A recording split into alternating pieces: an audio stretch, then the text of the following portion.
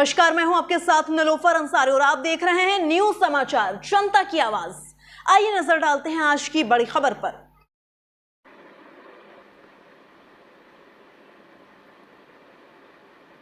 कल हाथरस के सिकंदराराव में दुखद घटना हुई। शासन स्तर पर हमने पहले राहत बचाव कार्य को आगे बढ़ाया। इस हादसे में 121 श्रद्धालुओं की मृत्यु हुई, जो उत्तर प्रदेश के साथ हरियाणा, राजस्थान, मध्य प्रदेश से भी जुड़े थे। उत्तर प्रदेश में हाथरस, बदायूं, कासगंज, अलीगढ़, एटा, ललितपुर, शाहजहांपुर, फिरोजाबाद, मथुरा, औरैया, पीलीभीत, सोनभद्र सहित 16 जिलों से आए थे।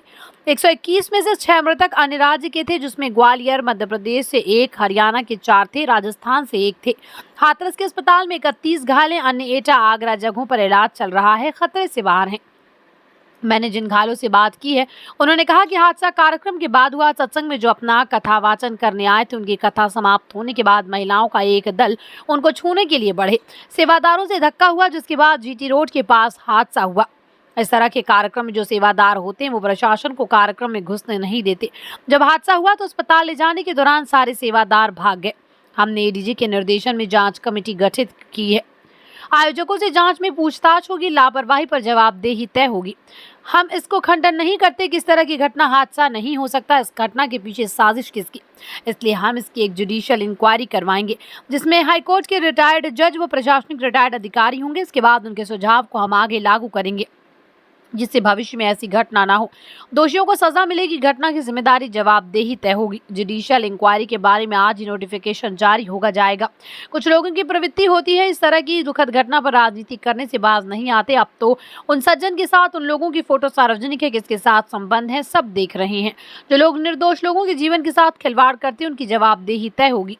जब लोग धर्म श्रद्धा के साथ श्रद्धालु आते हैं तो उस आयोजन में अनुशासन होता है, लेकिन जब ऐसे कार्यक्रमों में कुछ साजिश होती है तो इस तरह की घटना होती है। सेवादारों ने प्रशासन का सहयोग नहीं लिया, सेवादारों ने लोगों को मरने दिया और भाग खड़े हुए। जो भी इसके लिए दोषी होगा उन्हें इसकी सजा देना और इस प्रकार की घटना की पुनरावृत्ति न हो, इनके बारे में एक सुझाव और एक एसओपी उनके माध्यम से बनाई जा सके, जिसे आगे इस प्रकार के किसी भी बड़े आयोजन में लागू किया जा सके। यह हम लोग सुनिश्चित करेंगे। और मैंने यहां पर भी, हाथरस में भी और सिकंदराराव के घटनास्थल का मैंने दौरा किया। यद्यपि वहां काफी बारिश थी और वहां जाकर के मैंने एक बार उसको देखने का प्रयास। 1 थे, हरियाणा से 4 थे और राजस्थान से 1 थे।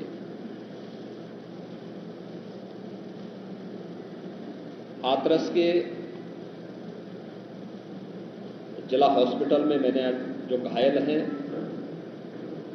31 ऐसे घायल हैं जो हाथरस, अलीगढ़, एटा और आगरा के हॉस्पिटल में जिनका उपचार चल रहा है, और उसमें लगभग सभी आउट ऑफ डेंजर है।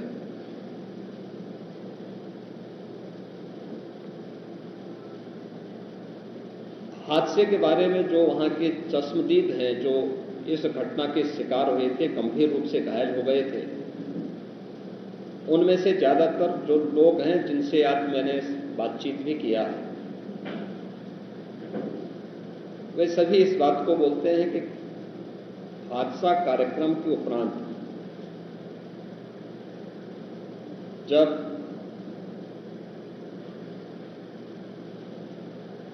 इस कार्यक्रम में तहसील के गांव में एक दुखद और दर्दनाक घटना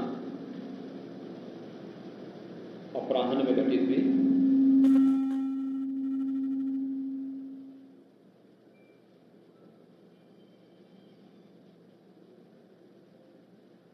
इस पूरी घटना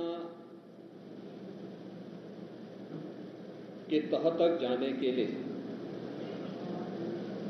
शासन स्तर पर हम लोगों ने कल भी जो व्यवस्था बनाई थी, लेकिन प्रथम दृष्टया हम लोगों का यह था कि पहले राहत और बचाव के कार्य को आगे बढ़ाया जाए।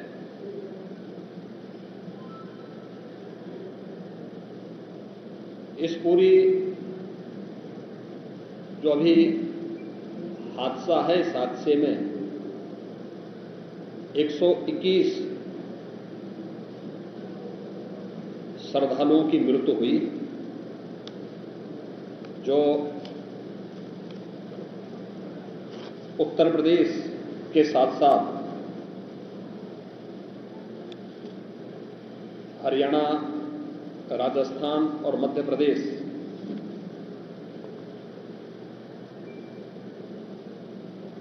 से भी जुड़े हुए थे। उत्तर प्रदेश में हाथरस, बदायूं, कासगंज, अलीगढ़,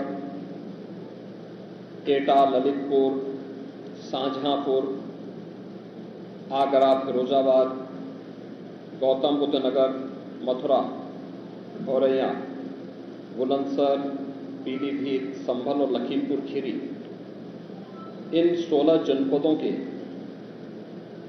भी कुछ श्रद्धालु जन थे जो उनके पीछे पीछे भीड़ गई और इसी के बाद वे एक दूसरे के ऊपर चढ़ते गए। सेवादार भी लोगों को धक्का देते रहे, जिसके कारण दोनों ओर, जीटी रोड के दोनों ओर और जीटी रोड के अंदर भी ये सब हादसा वहां पर होता हुआ दिखाई दिया। इसका सबसे दुखद पहलू यह था कि इस प्रकार के आयोजन में जो सेवादार प्रशासन को अंदर घुसने नहीं देते, दुर्घटना होने के तत्काल बाद या दुर्घटना के दौरान प्रारंभिक रूप में इन्होंने पहले वहां पर